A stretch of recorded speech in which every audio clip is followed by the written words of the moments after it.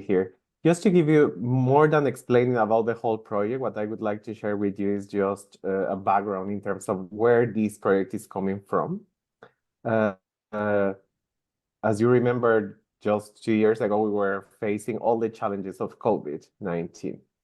And we have this global joint program with UNICEF, the global program to end child marriage, which is implemented in 12 countries, and it has a reach in more than 31 countries. And with technical assistance, we are even having more than 54 countries receiving support from the global program. And it's reaching out millions of girls every year to prevent child marriage and adolescent pregnancy in countries where those drivers are coming together. But we were facing a huge challenge during COVID. And because the program is really based in building the capacities of adolescent girls around the world, and not having access to them was a huge problem, like how we could make sure that adolescents were having the capacity to negotiate, to face all the pressure, to even in contexts where all the data is showing that in humanitarian settings, for example, child marriage could increase or being exacerbated. So this is the main element why we started thinking, can we do something for having or providing access to young people in the digital space, even through self-paced open courses that can be available there for everyone, that even different organizations can share, get access, promote, etc., and be more sustainable, let's say. We know that this is not going to replace in any way the interpersonal interaction that CSE is also promoting for challenging values, stereotyping, and all of that. But it's really coming from this real need of having something to offer when you don't have the capacity to implement. That was one big rationale. The other one is, in the face of all of this pushback against sexual and reproductive health and rights and gender equality around the world, how the digital space can also make more democratic the access to information and CSC content, even when we don't have the capacity, when your government, for example, is simply closing everything. So let me stop there, because this is just to give you where we are coming from this idea. And of course, we would like to see what we are calling the Comprehensive Sexuality Education Academy beyond the courses that are going to be presented. And I think this is where the relevance about this partnership forum, the conversation with you becomes so relevant, because for us, yes, we are going to talk about certain courses right now, but the vision goes beyond. It's really how we can together promote spaces that can be accessible for everyone, everywhere. Let me stop there. Thank you, Peter. Thank you so much, José Roberto, for this overview. I'm passing the floor to Heidy from Rutgers. Thank you. So today we're talking to you about a project that is supported by UNFPA. And the first thing that we've been discussing as a team is who is this project aimed at? So we've distilled that the priority, the target audience for the courses that we're presenting to you today is young people aged between 15 and 24, prioritizing those that are between 15 and 18, of all genders and locations, and it's young people that you've come across in your own implementation of CSE. Many of them don't use English as a first language, but the courses will be in English, so we may be thinking about that in the way that we write. And people are welcome regardless of their income level or their education level, but of course, it being online requires certain level of education. And the access to the devices, we think, could be through their own devices or using something at community centers or through the civil society organizations that we're linked to. So how to get a CSE Academy started? We have an initial package of 3 courses, and it's catering for young people with different levels of understanding of SRH. We want to be able to approach young people that haven't been exposed to any content, so they need the very basics and introduction to what is sexuality education. We hope that we can retain their attention and they might be able and interested to go to a second course, which is more intermediate content that goes more in depth about well-being and relationships, sexual health. And then some of the young people coming to the academy are already involved with organizations like yourselves and your partners. So they may be well versed on SRH, and they are already acting as peer educators or advocates. And we want the academy to be able to offer something to them as well.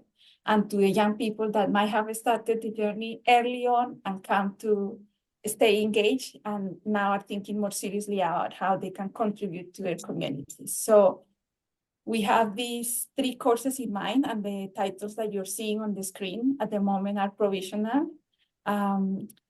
But we can produce the content for the 3 of them simultaneously. So the way that we plan to start developing the content is that the first and second course with each other, and we hope to have an initial version of those courses by the end of this quarter that then we can test with young people.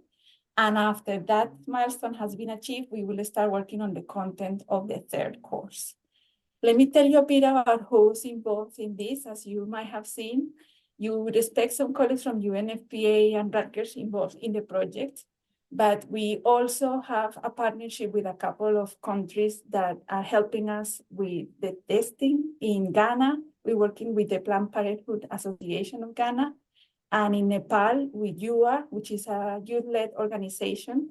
They are our advisory group. And they have helped us recruit a group of young people who we're calling the consultative group, who help us steer the project as it progresses. Because we are using a human-centered design approach to the project. And it means that in addition to the consultative group input as we develop the project, we have several rounds of testing the content that is being developed, and I will tell you a bit more about it in a little while. But the first thing that we did last year already was to do some audience research, which happened in Ghana and Nepal. And we did a number of focus group discussions with young people, involving 99 of them. Again, a mix of young people who haven't heard about SRH, and also those that are already involved as peer educators or advocates, or a range of experiences. And we asked them lots of questions about what motivates them to be involved in online learning. Are they familiar with it? What are the kind of topics related to relationships and sexuality that they're interested in? What skills should they like to develop? And things like, what should be the name of the academy? What should the logo be like? And how would you like to hear about these kind of courses? So we got a lot of information from the young people. But in addition to discussing with them, we also went out to look for colleagues from this forum and outside it who have experience developing online learning. And we did 11 interviews with some of you and other colleagues to learn about their recommendations and their learning when trying to do projects like this. And we swept through a range of papers, 102, on best practices in engaging young people and the challenges of doing an online academy. And one thing that we found is there is an appetite for a course like this. Young people are eager to be able to have access directly to the content online. And the kind of people, just to highlight a couple of quotes that you can see on the screen, that they want to hear about is a range of people. They said they want to see nurses, psychologists, parents talking to them, and other young people. So all of those recommendations are influencing the next steps that we are taking in the project. And the final thing that I wanted to share before I hand over to my colleague Yahoo is to show you what the brand of the CSE Academy will be like. This has been a process that has been ongoing in consultation with the consultative group. And the inspiration for it comes initially from what the young people said in the focus group discussions. The logo that you've been seeing on the screen is a mix of the spiral of knowledge, a heart and a hack between two people, which symbolize the GP money being programmed, all of it. But then we will only release upon achievement. The release of the top-up requires decisions by the bench. it reflects the Academy's commitment to nurturing inclusive sexuality education and that continuous growth that we all go in our relationships and an emotional understanding. So one thing to highlight here is that when we were developing the brand for the Academy, we had 3 initial options, and the young people in the consultative group went to ask their peers what they like, and then came with voting on behalf of their peers. And the final logo that we settled on is not what was UNFPA's first choice, but what the young people have chosen and the one that they preferred. So you hopefully will be seeing more of this, but I'll hand over to Yahoo. Thanks, Heidi. So I'm just going to take off from the previous slide where we're talking about the audience research and sort of why we did the audience research and how we're going to use the audience research. Heidi already alluded to the fact that we're using a sort of human-centered design approach, but we're also combining it with other approaches that we know that are like user-centered design and design thinking. So from that audience research and from all the focus group discussions, primarily, we wanted to develop learner personas. And why do we want to develop learner personas? Basically, to make sure that our learning is relevant to young people, is more engaging to young people. To which they say in design, when you design for everyone, you design for no one. So we need to make sure we design for young people, respond to their needs, respond to their wants, and we actually touch them where it would have the most effect. So how do we develop the personas? After doing the focus group discussions, we got the reports and the reading through it and started trying to identify the red threads. What does that mean? We start grouping characteristics, pain points. We start grouping information that young people, that kept on coming up with young people. And that information was information that was a little bit maybe surprising to us, the information that is a little bit of a blind spot to us. And those are the red threads we started trying to get. It's a bit different from sort of the general recommendations. So if you have 80% or 90% of young people saying they want short videos, that doesn't go into a learner persona. That just becomes one of our basic design principles, that all our videos are going to be less than 5 minutes or less long, because that is just what everyone wants, basically. The personas, which we're looking at the people that we have 30 to 50%, where it's a significant majority or a significant cohort of young people are asking for certain things or have a certain perception when it comes to sexuality education. And these are the 5 threads. The first is the reserved. Now, the reserved is, when it comes to online learning, is very concerned about privacy and confidentiality. They want to be able to learn. They want to be able to have the space to think about the learning and the space to think whether they're going to implement the learning. You also have the challenger. Now, the challenger, most of them, you see them as the older cohort, the peer educators, and they are the ones that have already activated. They have a lot of ideas. They want to challenge the status quo, but they perhaps feel they don't have the skills or the power to do that. So what they need from the learning is a how-to, practical guides. They need allyship. They need support. They need people to tell them that, yes, let's go ahead. Let's do this. We can challenge the status quo. We can get things done. And the seeker, they are not really sure what they're going to do with the e-learning. All they know is that it's very interesting. There's a lot they don't know about sexuality, and there's a lot they want to know. For them, when it comes to the learning, our job is to activate the learning to action, to get them to understand that the knowledge doesn't just stay in the head, but to help them drop from the mind to the heart, let the knowledge drop down and actually start impacting them on a personal level. Then we have the foresighted. Now, the foresighted is really looking at future. They were thinking about, what did my parents do that I don't want to happen to my children? How can preventing pregnancy help me have more money in the future? So for them, it's all about planning today for a better future for tomorrow. So for them, with the learning, we also have to think about, how do we give them the tools to plan, and how do we give them the space or the safety to also, not fail in the plan, but to revise the plan as needed as they move into the future. Then the cautious, they kind of know what they would like, but they are very, very careful. They really like the pro-cons list. They are aware of the problems. They are aware of the risk. They don't want to put themselves in a space where they would be subject to any criticism or any sanction. And for them, it's really about giving them the positive reinforcement, and trying to help them find their community of people who would bolster them and give them the courage to continue to change things once they've learned. So those are 3 red threads.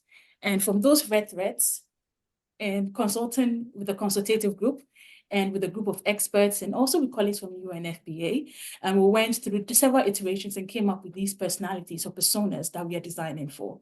So we have Fanindra, the foresighted. He's 15 years old. He lives in Peru, but his parents are from Nepal, so intersectionality is already in there. We have Simi, the seeker. She lives in a Francophone West African country, but she speaks English. She's studying online already. She's very familiar with Coursera. She's 21 years old.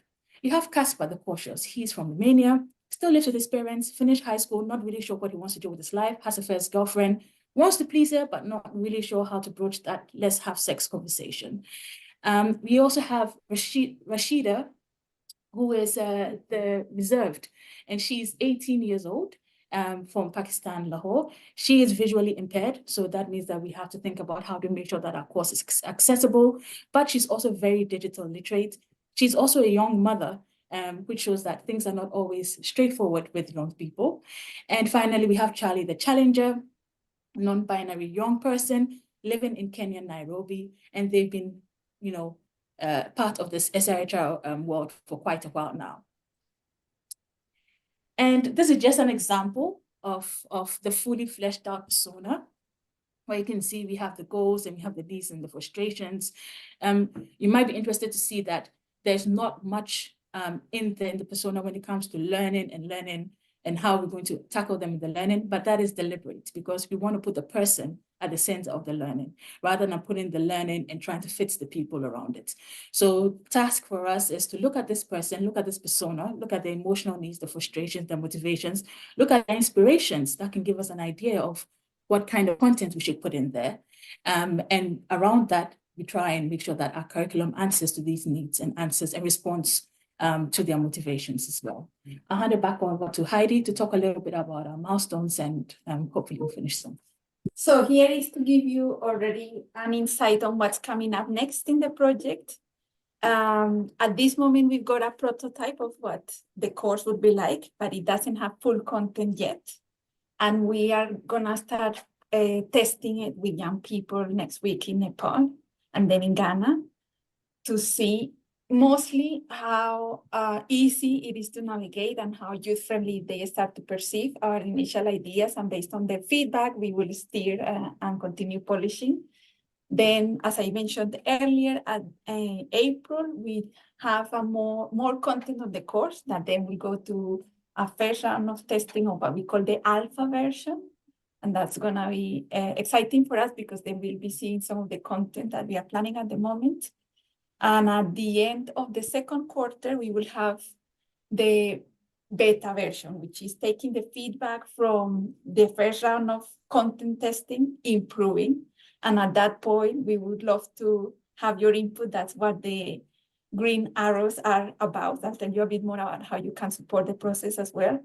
But then the focus in the last quarter of this year will be piloting with a wider group beyond the 2 countries that I've mentioned earlier, and really getting the traction going, finalizing the third version by that time of the content development. So next to my appeal for you, and is that we need you as Global Partnership Forum. And there is 2 concrete ideas that we want to put to you today. The first one is that we know a lot of the content can be delivered in an engaging way to young people on video. That's what we've been learning from searching what's working on e-learning. And because of the kind of requests that young people gave us in the audience research stage, we know they would love to hear from people like you, your experience, and your partners, the young people involved in your projects. So that's one initial request, if you can help us with the videos. And then the second one, by the quarter 3, and we have the beta version, is that we want to form a quality check with members of the Global Partnership Forum, where you can look through our then second version of the course and help us identify gaps and opportunities to improve before we go into that last round of polishing.